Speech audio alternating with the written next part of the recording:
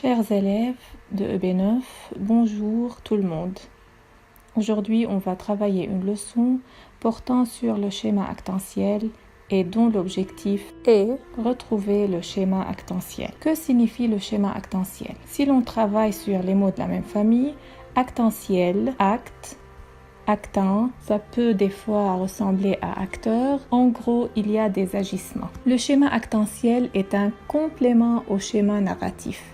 Il ne prend pas en compte le déroulement chronologique de l'histoire.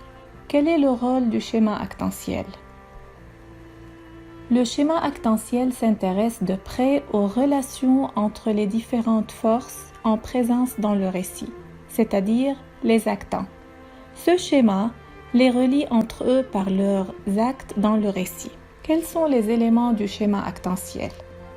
Dans un schéma actantiel, on trouve un sujet, une quête, un objet, un destinateur, un destinataire, un adjuvant, un opposant. Par définition, pour chaque élément, on commence par le sujet. Il s'agit du personnage qui doit accomplir la quête, celui qui mène l'action. Il est en général le personnage principal. C'est quoi la quête? Il s'agit de la mission que le sujet doit accomplir afin d'obtenir l'objet. L'objet ou objectif, il s'agit de ce que recherche le sujet, c'est-à-dire l'objet de son désir. Il peut s'agir d'un concept, par exemple, il peut chercher le pouvoir, ou d'un objet, il peut chercher une épée magique, ou d'un autre personnage, exemple le meurtrier. Le destinateur ou émetteur, c'est la force qui pousse le sujet à accomplir une quête. Ce peut être un personnage, une idée, un sentiment ou un objet. La suite de ces éléments, le destinataire ou récepteur, il s'agit de tous les personnages qui bénéficient, c'est-à-dire qui tirent profit de l'accomplissement de la quête. L'adjuvant ou aidant, il s'agit de l'aide apportée au sujet dans l'accomplissement de sa quête. Ce sont les amis. Ce peut être des personnages comme n'importe quel autre élément, exemple un événement ou un objet. L'opposant ou adversaire, ce sont les ennemis. Il s'agit de tout ce qui entrave le sujet dans l'accomplissement de sa quête. Il peut de nouveau s'agir de personnages, d'objets ou d'événements. Attention! Certaines fonctions du schéma actantiel peuvent rester vides. Certains éléments peuvent endosser plusieurs fonctions. Il est également possible d'avoir plusieurs schémas actantiels par récit, par exemple dans les cas où un opposant deviendrait adjuvant ou encore s'il y a plusieurs sujets avec plusieurs quêtes en parallèle dans un même récit.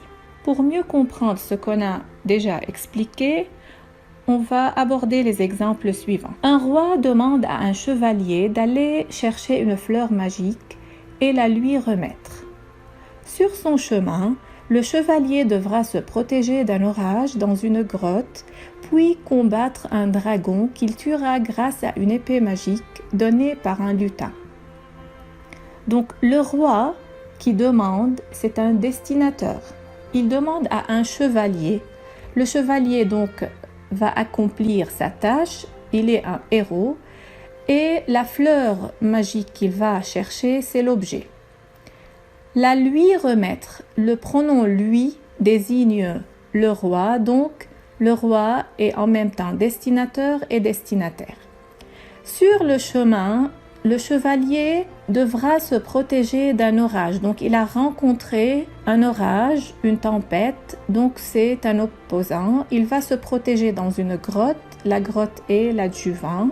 Puis, il va combattre un dragon. C'est un deuxième opposant qu'il tuera grâce à une épée magique. Donc, l'épée magique a aidé le chevalier à surmonter ce problème. Donc, c'est un adjuvant. Et cette épée est donnée par un lutin. Donc, c'est un autre adjuvant. Le deuxième exemple, un vieil homme demande à son petit-fils de lui voler un lama du cirque.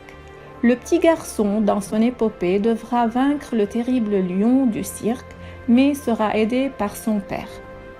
Donc, observez un peu. et essayez de savoir quels sont les éléments du schéma actentiel y présents. Le vieil homme est le destinateur et en même temps destinataire. Il demande à son petit-fils, le petit-fils est le héros, de lui voler un lama. Le lama, c'est l'objet. Le petit garçon qui va vaincre le terrible lion du cirque, donc le lion est un opposant et il est aidé par le père. Le père donc est un adjuvant. Chers élèves, vous allez résoudre les exercices de la fiche d'application et grand merci pour votre attention.